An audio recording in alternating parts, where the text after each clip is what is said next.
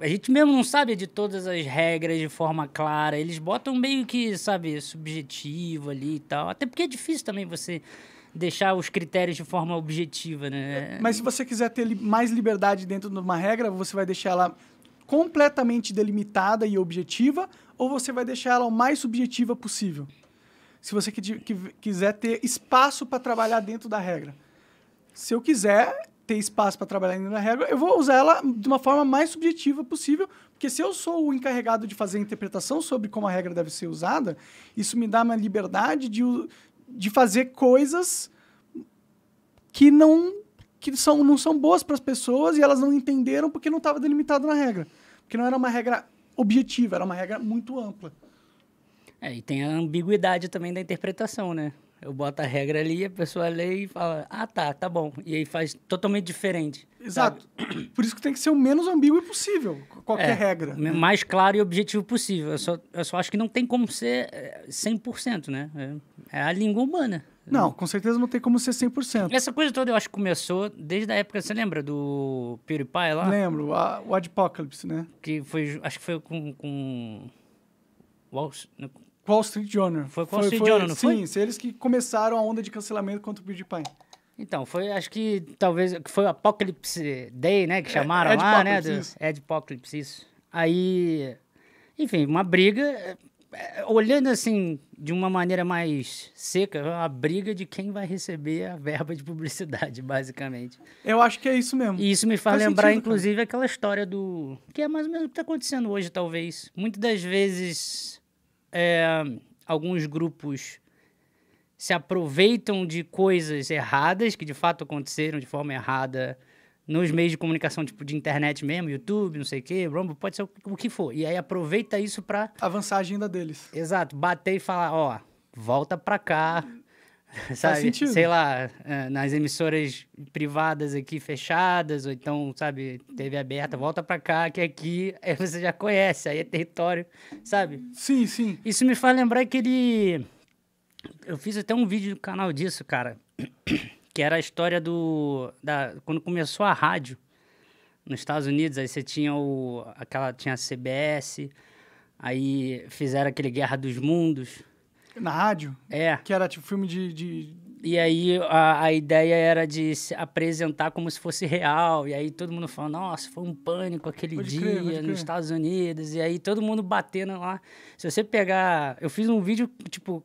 da pesquisa que eu fiz disso na internet, eu pesquisando como aconteceu a história, e foi muito interessante, porque era uma briga dos jornais com a rádio, porque a rádio estava começando a pegar os anunciantes, era o início da rádio, pegando os anunciantes do jornal, né, aí tava tendo essa briga, aí teve um cara lá que chegou e fez um programa fingindo que tava tendo uma invasão alienígena, e ele era um repórter investigando e falando com as pessoas, então, tipo, um teatro mesmo, simulando como se tudo fosse real, e a galera...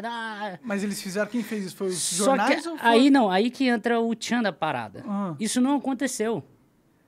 Foi, digamos, a primeira fake news, tá ligado? Eu fui pesquisando a fundo isso, essa história é contada como se realmente tivesse colocado todo mundo em pânico por conta do programa, e isso não aconteceu. Mas teve o programa ou não? Teve o programa, só que as pessoas não ficaram em pânico. Entendi. Foi os jornais que criaram... esse hoax pra acabar com o jornal. Exato. Com o rádio. Falando, olha o que vocês fizeram, olha o que, sabe? A galera tudo aí com medo de alienígena agora. Pode de crer. que tá tendo invasão, pessoas vendendo não sei o que e tal, dando... Sabe? Você tá argumentando que não é novo isso. Isso acontece há muito tempo. E era uma briga de jornal com rádio, cara. Não existia nem televisão ainda, cara. Será que essas ondas de cancelamento, Isso foi então... o quê? 1900 e... Eu não lembro aqui, deixa eu ver aqui. Fala aí. Não, eu ia perguntar, será que isso não são... não é, talvez, esses motivadores que o cancelamento acontece pra caralho? Pode ser, cara. Pode ser que sim.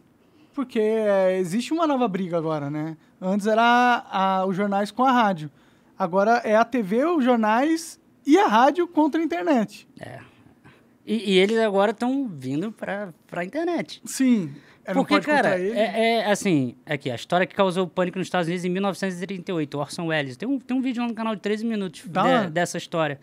E... Não, só pra quem quiser depois ver lá, porque tem vários vídeos disso daqui. Sim. E aí todo mundo contando a mesma história, de que o Orson Welles fez lá, o Guerra dos Mundos, etc., interpretou e causou pânico. Só que não é verdade isso, não causou pânico. Aí eu peguei lá os dados da audiência, não sei o quê, fizeram um estudo, etc e tal, e viram que, cara, aquilo ali não deu em nada. Tipo, se aconteceu, foi 2 ou 3 desavisados ficaram com medo. Pode crer. Foram jornais mesmo, assim, que criaram toda a narrativa para ferrar com a rádio na época. Isso tá acontecendo de novo? É por isso que eu tô te falando, é uma história interessante pra galera estudar a fundo, pra fazer, sabe, uma análise com o contemporâneo agora do que tá acontecendo, entende? Pode crer. Faz sentido. Isso que eu ia continuar, isso tá acontecendo no YouTube, cara, tá lá oficialmente, tu entra naquele blog oficial do YouTube, tá lá escrito de forma oficial. Daremos preferência a canais de grande mídia, para destaque. Então, se sai uma foto do James Webb lá, aí eu vou lá, astrofísico, fazer um vídeo sobre o James Webb, e vem, sei lá, qualquer emissora, e bota lá, James Webb, novas fotos, o vídeo deles vão estar ranqueados no top 1, 2 lá da pesquisa. Da pesquisa, cara, não é nem da recomendação. É a pessoa escrever James Webb, Enter, vai aparecer CNN, Rede, não sei o quê, né? Então, depois vem os YouTubers ali embaixo. Eles acharam um jeito de televisionar a internet, né? E novamente, isso não é o que eu acho. Tá escrito lá. Você entra lá, blog oficial, YouTube, escreve em inglês essas coisas oficiais. Tá lá escrito. Tem lá tem nome de canais lá que vão receber, que receberam esses... Cara, isso é bizarraço. Tá lá de forma pública, assim, não é escondido de ninguém. Entendi. Então, bom, o que você tá falando, você deu provas materiais de que o YouTube já não é mais livre. Isso foi um pouco depois... Se não fala, era um pouco depois do pandemia. Não, da pandemia. Da pandemia, entendi. Mas aí, é uma pergunta que eu faço pra você. Você acha que a motivação intrínseca de quem tá fazendo essa mudança, do YouTube, é monetizar? Ou existe ou talvez é monetizar e existe uma força política que impede que possa ser monetizado? Porque informação, narrativas, o que as pessoas enxergam, o que elas pensam, é uma arma de guerra. Todos os países estão preocupados com isso. E, inclusive, todas as pessoas no poder dentro de uma sociedade estão preocupadas com isso. Sim, não, inclusive é interessante porque isso acaba criando um medo de impedir que as pessoas digam quem elas são. E a pior coisa que tem, pelo menos eu acho, a pior coisa que tem é, tipo, os supostos influencers, essas coisas todas, que nunca falam sobre nada a não ser aquele... Cara, esse é o pior tipo de pessoa que tem, porque você não sabe quem são essas pessoas. Você não sabe, mas eu também não posso julgar elas, porque... Então, mas não pode... Ela vê quem fala qualquer coisinha fora da meta e sabe que é punido com bazuca. Exato, eu também não tô julgando essas pessoas, sim. Exato. Eu tô só falando que o sistema, da forma que a gente está desenvolvendo, está fazendo com que as pessoas moderadas não falem. Sim. E aí a gente só vai ficar ouvindo maluco o tempo inteiro. Sim, exatamente. E aí vai criar uma falsa noção de que só existe gente doida. É verdade. O que não é mentira na maioria dos casos, né? É verdade. Mas cria uma falsa... Todo mundo é doido, né? Você fala pra pensar. É doido que eu tô dizendo assim, com as ideias mais bizarras possíveis do mundo, entende? É isso que eu tô querendo dizer. E aí as moderadas ficam tudo quietas. Sim. Então é tipo... É um cenário perfeito para uma... Você me perguntou antes aqui, né? Se eu tenho uma visão pessimista ou otimista. Pessimista total, cara. Por isso que eu fico, não, vou estudar aqui as estrelinhas, as galáxias. Mas eu acho que você está sendo pessimista, cara. Eu acho que nesse momento você está sendo realista. Você está enxergando como é a realidade. Pessimista porque eu acho que isso não tem solução, cara. Entendi. Aí você é pessimista. Aí você é pessimista mesmo. Por que não tem solução? Eu não consigo enxergar como resolver esse tipo de problema. Acho que a gente cada vez mais vai ficar assim, segregado. Aprovar uma lei de liberdade de expressão restrita. É o único jeito, de verdade. Desde quando a lei impediu as pessoas de fazerem as coisas? Tá, vai. Impede em certo sentido. Impede, pô, senão não existiam leis, né? É verdade, falei merda aqui. É porque, tipo, tem várias leis de várias coisas e meio que parece que não, pelo menos no Brasil, parece que não funciona. Não, no Brasil a lei não vale nada. E o que o STF tá fazendo... Acho que é mais no sentido de aplicação, né? Sim, é verdade. Não acredito que só porque existe uma fiscalização. Lei, tipo, existe uma lei sobre liberdade de expressão e o STF tá ignorando ela. É o que tá acontecendo hoje em dia. E é uma merda, é uma merda. Dá pra ignorar leis se você tiver um poder. Então, talvez a resposta não seja leis, é culturalmente.